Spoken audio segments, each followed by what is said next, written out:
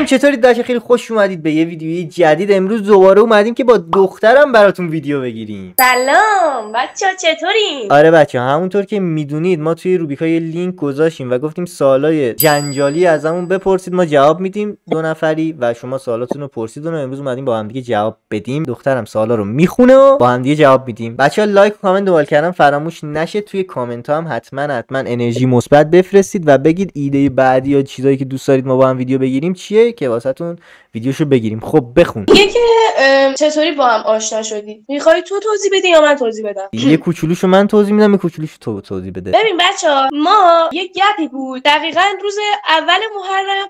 موری به من پیام داده بود ولی من ندیده بودم پیامشو. بعد یه گپی بود واسه یه بنده خدایی. بعد من عضو این گپه شدم. یه روز رفتم گفتم که آره موری من کو، موری من بدید برم.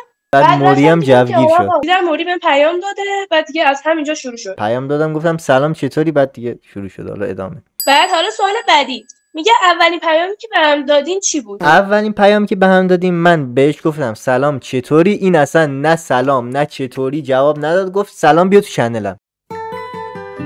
اولین بار کی درخواست داد؟ ببین بچه‌ها، ما اصلا کسی درخواست نداد، فقط یادم یه پروفی بود موری اینو گذاشت. بعد گفتش که آره این پری دریایی توی. بعد از همونجا رابطمون جرقش خورد. روش‌های مخزنی در چنل روبیکای من هست بچه. روش‌های کتک زنی هم در چنل روبیکای من هست. گو خوردم. چجوری اینقدر به هم میای؟ نظر لطفتونه بچه‌ها. آره واقعا مرسی نوکرم بچه‌ها، مرسی. به خاطر اینه که خیلی به هم میای، چون اخلاقامون رفتارامون کلا یه روحیم تو 2 تا بدن. دقیقاً همه چیزمون شبیه همه، یعنی هر کاری که من انجام میدم دقیقاً صداش همون کار رو انجام میدم. قشنگ مثل همین دیگه. وقتی با هم اوکی شدیم، ما الان تقریبا نزدیک 5 ماهه که اوکی شدیم. روزای اول محرم بود. آره دیگه اولای محرم بود که دیگه با هم دیگه آشنا شدیم. حاضری برده دوست دخترت بشی تا ابد؟ بذار یکم باید این فکر کنم. فکر کردن نداره. آره بله 100%. بچه‌ها من اینو بعد از ویدیو تیکه تیکش میکنم. بعد یکی گفته که واقعا مرسی بچه‌ها که به ما انرژی میدین. گفته که زوج عالی هستین، خوشبخت بشین ان شاء الله. مرسی. بذار من میخوام به افتخار ایشون بلند شم دست بزنم. بعد یکی نوشته که عالی، ادامه بده. بچه‌ها ما ادامه میدیم. ادامه میدیم 100%. ادامه میدیم چشم هیترا در بیاد. یکی خیلی زوج خوبی هستین، همشهری هستین. بله بچه‌ها. بله ما همشهری هستیم. میگه که تو بزرگتری یا دوست دختره؟ من این جواب نمیدم. من بزرگترم ولی در رابطه من کوچیکترم. کوچیک شما هستم خانم. من رئیسم. من کوچیکتونم. فداکم. کوچیک شما. بعد گفته که فکر میکنی انتخابت درسته. خب اول اینو من جواب میدم، بعد حالا موری اگه دوست داشت میتونه جواب بده. آره منم جواب میدم.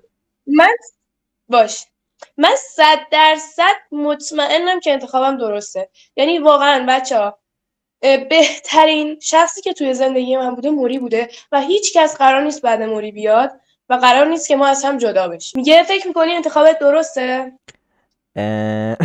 نه شوخی کردم. 100%.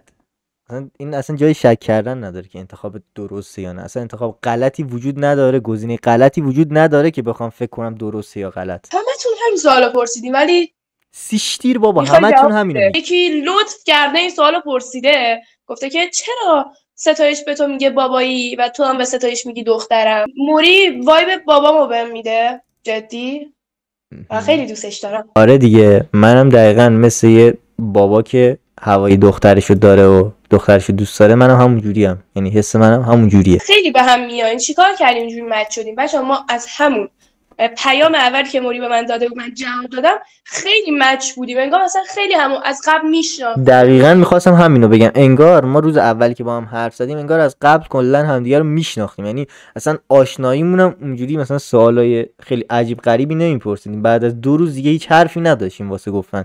همدیگه رو انگار میشناختیم. حالا سوال آخر که این بود که اگه میتونین یه دقیقه سکوت کنین و نخندین. من اینجا تایم میگیرم ببینیم میتونیم یا نه. خب من نمیتونم. ولی خب حالا چون بهمون گفتن بعد انجام بدیم دیگه. بریم. باش. 1 2 3. حالا وایسا. حرف زدن نه ولی خندیدن. باش. 1 2 3.